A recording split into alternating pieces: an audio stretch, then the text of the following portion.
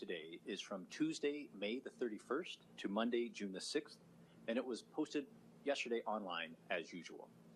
If you've looked at the numbers, you know that there's a lot of good news. I'm pleased to report that all the data, including our PCR positivity rate and wastewater surveillance, shows a continued trend of declining COVID transmission in the province. Between May 31st and June 6th, our average PCR test positivity rate was about 15%. That's a decrease of 2% from the previous week. As well, wastewater levels continue to trend down.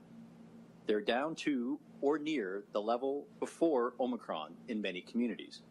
The levels are higher in Edmonton and Calgary, and the levels fluctuate from day to day, but they continue to trend down.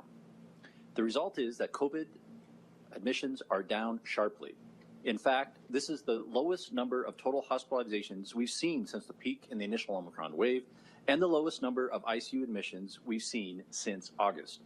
Overall, the wave of patients that strain the system is beginning to ease. In the smaller regional centers, patient numbers and total occupancy are at or below the levels in the years before the pandemic. The numbers are still high in Edmonton and Calgary, with a few sites over 100% occupancy, but the levels are beginning to ease there as well.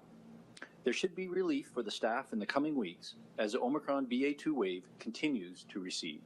And once again, to all of our frontline healthcare workers, I'd like to say thank you. Now, 2 weeks ago, I said that available data seemed to indicate that the BA2 wave was nearly behind us. Today, we can see that we are past this wave and in a period of declining transmission. Barring the arrival of any new variant or sub-variant that behaves differently, we expect to see low transmission rates throughout the summer, especially as more activities move outside. I hope that every Albertan has the opportunity to get out and enjoy the splendor of our province this summer and the weeks ahead. As we said before, we expect COVID to become more of a seasonal occurrence with higher rates in the colder months similar to the annual flu season. Our teams at Alberta Health and AHS are already looking ahead to the fall and winter and making plans for a potential rise in COVID and influenza cases then. And I can assure you, we will be prepared. In the meantime, we'll keep working to add capacity to our healthcare system. It was subject to too much strain even before COVID, and obviously the pandemic has added to it, both by adding patients and by straining the staff we need to care for them. Let me give you just one point to show you how big the disruption has been and why we're seeing so much strain right now. Before COVID, we normally saw right around 2 million emergency visits a year in this province. In 2021, that dropped by a quarter, and it stayed down by about 10% through last year. That means 700,000 visits that would normally happen just didn't happen. So now some of those patients are coming in, and they're sicker than they would have been otherwise. And that's on top of the cases of COVID itself right now, and a late season flu and other viruses, and all the other things that bring waves of patients into our system. The care deficit is real. It's a huge challenge for the system, and it's the same right across our entire country. The strain is not because we're cutting the budget or staff, it's the opposite. We're adding them. AHS has 800 more staff working in emergency than before the pandemic, and 230 more paramedics. But the emergency departments and EMS are still under strain here and right across the country. It's been a tough few months on top of a tough, very tough 2 years. But the system is catching up, and will do more as the current wave recedes. The surgery waitlist is around 72,000 most recently, compared to 68,000 before the pandemic. Cancer screening is one of those services that saw volumes drop early in the pandemic, but the staff and clinicians have worked hard to get patients back in, and screening levels last year were almost back to normal levels. And we'll keep adding capacity right across the system. We'll get EMS response times back within AHS's targets, where they were until last summer when volumes started to surge. And we'll get the surgery wait lists down, not just to where they were before COVID, but lower. We'll do that by continuing to resource the system to add capacity and by hiring and training more healthcare workers. There's a lot more to do, and I know things are still very tough, especially for the people working in the big hospitals in downtown Calgary and in Edmonton. But we're getting past the current wave of COVID, and we're putting the resources into the system to support recovery and to build an even stronger health system than we had before COVID. So thank you, and I'll now ask Dr. Hinshaw to provide her update. Thank you, Minister, and good afternoon, everyone. I would like to remind Albertans that it continues to be important to stay home if we are feeling even a little bit unwell. And we encourage employers to help facilitate employees staying home if sick to reduce the transmission of any virus wherever possible. This is why I'm joining today's update remotely. While the focus of these updates is COVID-19, I would like to begin today with an update on an emerging public health matter, monkeypox. I can confirm that in total, as of today, 4 cases have been identified in Alberta. These adult individuals are self-isolating, and I want to express my appreciation for their assistance with contact tracing and investigation. At this time, the overall risk of contracting monkeypox remains low in Alberta. However, it is important to be aware that most, but not all, cases in the recent global outbreak have been seen in men who reported sex with multiple male partners. This means that there may be an elevated risk in that community right now. We've reached out to organizations across the province serving this community, and after receiving feedback, have provided them information to best support them in outreach to their members. I want to be clear that this specific outreach does not mean that this virus can only impact one community. We are working with these organizations and sharing this current risk factor information to ensure that people have accurate, timely data about the outbreak. This is not being done to shame or stigmatize anyone, and it does not mean that anyone who has contracted monkeypox or is a close contact has done anything wrong. Monkeypox is mainly spread by close skin-to-skin contact with somebody with symptoms, or by touching things contaminated with the virus, such as sharing clothes or bedding. It is critical that anyone experiencing symptoms such as fever, swollen glands, new sores, or a rash self-isolate and call HealthLink at 811. These are common symptoms, and most people with these symptoms will have another cause. However, being aware of these symptoms is particularly important for anyone who has recently had a new sexual partner or anyone who believes they have been in prolonged close contact with someone with monkeypox. I want to underscore the importance of not shaming or stigmatizing any one group, and at the same time providing accurate information so people can make informed choices about their health. Turning to today's COVID update. Between Tuesday, May 31st and Monday, June 6th, our PCR test positivity ranged from 13.1 to 17.1%, with an average of 15.1% for the week. As Minister Copping mentioned earlier, the number of people with COVID-19 in hospital has decreased. Currently, there are 816 people with COVID, including 24 in the ICU. This is a decrease of about 20% over the past 2 weeks. Sadly, between May 17th and May 23rd, 42 deaths related to COVID-19 were reported to Alberta Health. I would also like to report that following a recent review, as per our usual process, 33 previously reported COVID deaths between October 2021 and April 2022 have been reclassified as non-COVID and removed from our total. As a result, this week, the total number of reported deaths from COVID have increased by 9 to 4,597. We must never forget that this number represents thousands of Albertans who were loved by their family and friends and are greatly missed. My sympathies are with the loved ones of these Albertans and with anyone grieving the loss of someone they cared about, no matter the cause. As the Minister said, we are continuing to see a decrease in the number of our indicators, and we know that we have the benefit of the summer season on our side to further drive down transmission. However, that being said, it is important that we remember that learning to live with COVID does not mean forgetting about it. COVID-19 is still present in our communities and can pose a risk to us, our loved ones, and our healthcare system if we let it. We only need to look at our data to see that there are still cases across the province, and while fewer by the day, there are still many Albertans who are seriously ill. I want to remind Albertans who have not yet been vaccinated or who have not received all doses they are eligible for that vaccines, without a doubt, continue to be our best protection. Currently, less than 50% of Albertans have received the 3rd dose that they are eligible for. It's if it has been 5 months since your second dose and you're 12 years of age or older, I encourage you to get your third dose today. As we think about our plans for the coming months, we need to continue to reflect on the information available to us and make decisions based on our own personal context. This means considering wearing a mask at times when transmission is higher, or when gathering with loved ones who are at higher risk of severe outcomes. In addition, it will always remain vital that all of us remember to continue good habits that will serve us well as we continue to live with COVID and other infections, such as washing our hands regularly and avoiding being around others if we're sick. By continuing to take simple actions every day, we can continue to protect one another. Thank you, and we're happy to take questions. Thanks, Dr. Hinshaw. No one in person here in Edmonton or I think in Calgary, so we'll go straight to the phones. I think we have 3 reporters online, so operator will take the first one, please. Adam Toy, Global. Yeah, question for the health minister. Just wanted to clarify a comment that you said earlier that we're at the lowest number of total hospitalizations pre-Omicron. Did I hear that correctly? And I'm just wondering if that's actually the case, because the data would seem to indicate otherwise.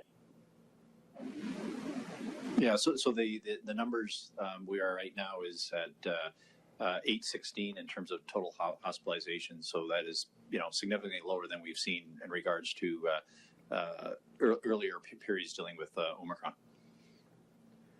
Thanks, Adam. Do you have a follow-up?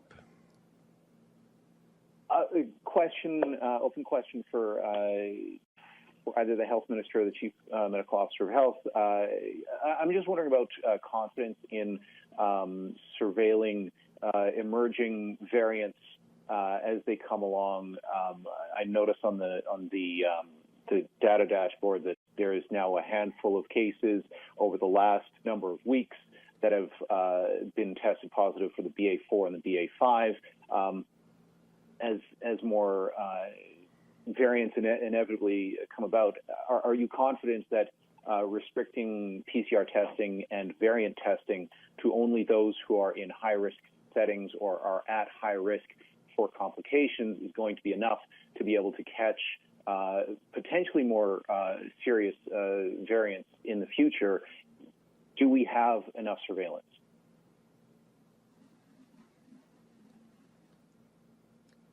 Maybe I can take that question. So what's important to remember is that public health surveillance is something that has been done for many, many years, and there is a science to public health surveillance about how to set up representative systems to be able to understand what is circulating in the community. And when we expanded our PCR testing eligibility very broadly early in the pandemic, I want to be clear that the main purpose of expanding that eligibility was not actually for surveillance. There was a side benefit of being able to have access to large amounts of data. But at that time, our main goal of expanding that eligibility was to detect as many cases as possible and to put in measures around cases and contacts to contain the spread. As the virus has evolved and as the incubation period has grown shorter, the virus has become more infectious. It is simply not possible to contain the virus with the use of broad PCR testing. And so what we're doing right now with respect to using wastewater surveillance, as well as using geographically representative community surveillance of PCR swabs, as well as the PCR tests that come in through emergency departments and hospitals, is a good representation of what is circulating in the community and would help us understand what the strains are that are driving transmission. So yes, I believe that our current approach is sufficient to be able to help us understand what is circulating and to respond to new strains as they emerge. And if I can add, this approach is similar that's being taken in all other jurisdictions across Canada right now. Okay, thanks, Minister and Dr. Hinshaw. We'll go to the next caller, please. Matt Woodman, CTV. Hi there. My question's for Dr. Hinshaw. We've heard from at least one organization that received one of these monkeypox fact sheets in an email. They feel they are being stigmatized, similar to the HIV/AIDS crisis. So what do you say to these organizations to reassure them it's not about shaming, it's about public health? I would say, first of all, that I'm very sorry that that particular fact sheet caused that. That was certainly not the intent. We did try to get feedback from several organizations about the wording and the language, and did our best to balance the need for timely dissemination of accurate information with the consultation with several representative groups. But I absolutely understand that groups who didn't have that opportunity to provide feedback in the content may feel that they would have wished that we had framed things differently. We are continuing to engage with organizations and welcome their feedback. And if there are ways that we can speak about this that provide accurate information about current risk factors so people can take control over their own health without stigmatizing, we absolutely welcome that feedback, and we'll continue to work to do our best to not stigmatize and at the same time provide current, accurate information. Thanks, Dr. Hinshaw. Matt, do you have a follow-up?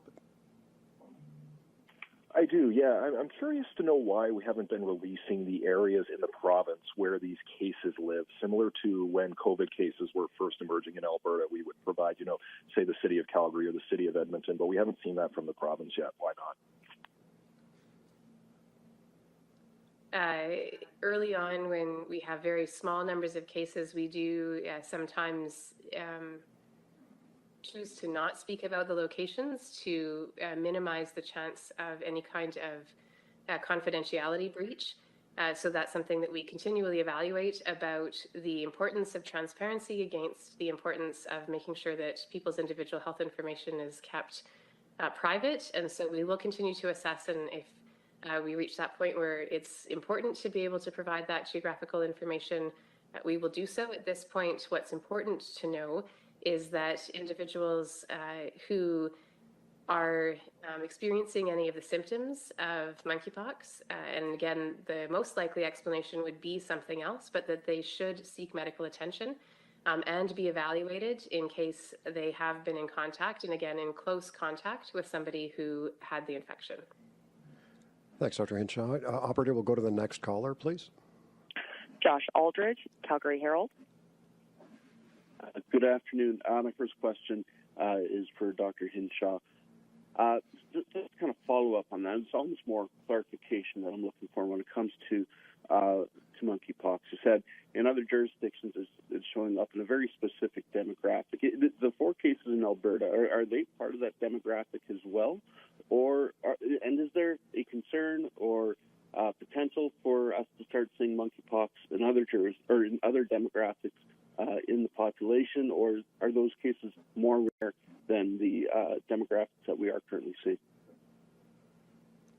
What we know about the global outbreak is that individuals who have had very close contact with multiple other individuals, and in this particular outbreak, many of the cases have been individuals who report having multiple sexual partners. This is not a sexually transmitted infection, but it is one that can be spread through close physical contact.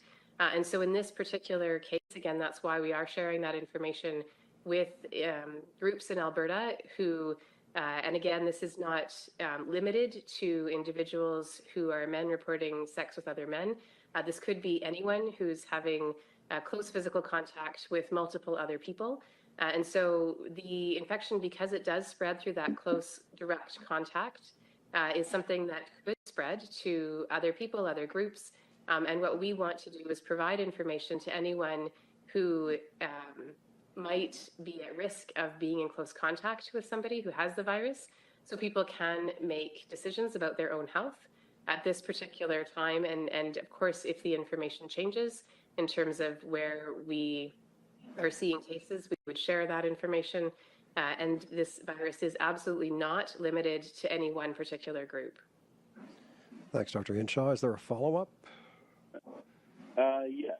And this is again with Dr. Hinshaw, but going back to COVID, you talked about the need to get vaccinated and to get your doses. Could we see the potential for the parameters of a 4th dose open up further than what they are for those who are wanting to get that 4th dose to protect themselves even more than what they currently are able to against further waves or further strains of COVID-19? We are working with the National Advisory Committee and our Alberta Advisory Committee to understand Their assessment of current evidence on who benefits most from that additional dose of vaccine. The last conversation we had with our provincial advisory committee and the data that we looked at in Alberta indicated that people who were under the age of 70, we're not seeing increased risk of severe outcomes if they had that third dose or that first booster. And we do continue to watch the data, listen to what the National Advisory Committee recommends. If the National Advisory Committee and Provincial Advisory Committee change their recommendations, we will, as we have always done, listen carefully to what they recommend. But to date, again, their advice has been to focus the second booster on those who are at the highest risk of severe outcomes, for whom that third dose does not appear to be providing sufficient protection at this time. Thanks, Dr. Hinshaw. We'll take one last caller. So, operator, can you put through our last call, please? Lisa Johnson, Edmonton Journal. Hi, thanks for taking my question. This is for the minister. I'm wondering if you can respond to some AHS numbers that the NDP released today. They say that for the first time, ambulances from St. Albert, Spruce Grove, Fort Saskatchewan, and Strathcona County responded to more calls in Edmonton than in their own communities in 2021 based off those numbers. I'm wondering if you have specific concerns about this imbalance between ambulances being dispatched more often away from their home communities rather than the other way around from Edmonton to the outlying communities. Yeah, so thanks for the question. I do recognize that this is an issue, and my understanding in terms of the data that was being presented was last year, 21-22, versus the year previously, which is 2021. And that is the case. That, you know, especially as we had the numbers increase last August, a 30% increase in call volumes, you were seeing to be able to respond to those call volumes and the longer wait times that we had in our emergency departments, pulling in ambulances from outside of the major centers. So that's part of the reason why, as part of Budget 2022, we invested $64 million into our EMS system. That included 10 new ambulances in Edmonton, and they're coming online. A number are going to be coming online at the end of this month, and then a number more by September. So this total of 20 in Calgary and Edmonton that we committed to in the budget. We'll have 19 up and running by September. So that will help alleviate that, as well as that there has been changes recently, and this is part of the 10-point plan that AHS put out that was announced in February, to be able to try to change the rules in regards to calling ambulances, so that if an ambulance from outside the city is called into Edmonton, for example, that unless it's a urgent call, they would be dispatched back to their home territory as opposed to staying in Edmonton, to be able to reduce the amount of times that's coming in. And as well, I appointed an advisory committee. They made some recommendations, 10 recommendations, the Ministerial Advisory Committee, to address this exact issue. So, for example, community response unit pilot in Strathcona County, the maintaining units in Strathcona County that will not go into Edmonton. Similarly, in Spruce Grove, a pilot that we're running there that would enable the firefighter paramedics to attend calls and bring them to the hospital, but primarily be able to provide more resources. So all of that combined, you will actually see those numbers drops. And I haven't got the data in front of me right now, but if we probably looked over the last few months, that probably dropped already. I know when we did an assessment in Calgary a number of weeks ago, the numbers of ambulances being called from around the Calgary area into Calgary had declined significantly, and we're keeping them more in the home. So we do recognize that was an issue. I'm not surprised that the data, when you compare last year, the government year ending in April of 22 to the year previous that there was an increase of ambulances being called in to the centers. We recognize that, and we're addressing it. Thanks, Minister. Lisa, a follow-up? Yeah, thanks. The last time we had an update on this, I know the AHS was working to fill 40 primary care paramedic positions. I wonder if you can give an update on that, and if the EMS Advisory Committee has started to consider any of the recommendations from the HSAA. I know that they had recommended very specifically, or had called for very specifically, for casual temporary contracts to be bumped up to full-time. if you're familiar with those calls, and essentially trying to deal with problems with getting paramedics off their shifts on time to deal with burnout. Have those been discussed by the committee? So I don't know.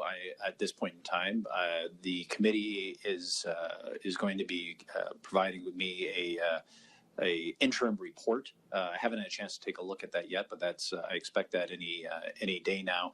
And look at that, and so I'm not sure whether that's going to be part of the interim report or a part of the final report. We did have a separate subcommittee set up to look exactly at just that issue in terms of ability to retain paramedics. So one of the issues that was identified by one of these subcommittees is that paramedics, it's a challenging job, that there is burnout.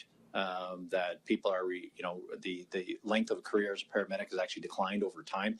And so how do we keep people there? So they're looking at that. I know one of the items that they're looking at it was also part of the AHS 10-point plan, was dealing with worker fatigue in a different model in terms of managing that, particularly in rural areas. So I'm looking forward to reviewing the interim report, and then we'll be able to take a look and see whether that's part of that. But their work is ongoing, and a final report is due in July. Thanks, Minister, and thanks, Dr. Hinshaw. We'll wrap it up there. We'll see you again for an update in a couple of weeks. And just one note, I heard at one point early in the Q&A that the live feed might have been cut. Reporters, I presume you heard the answer because I was hearing it in here, but obviously reporters particularly, if we missed or you missed any part of an answer, please follow up separately and we'll fill in any gap. So thanks very much again, and that's it for now. Thank you.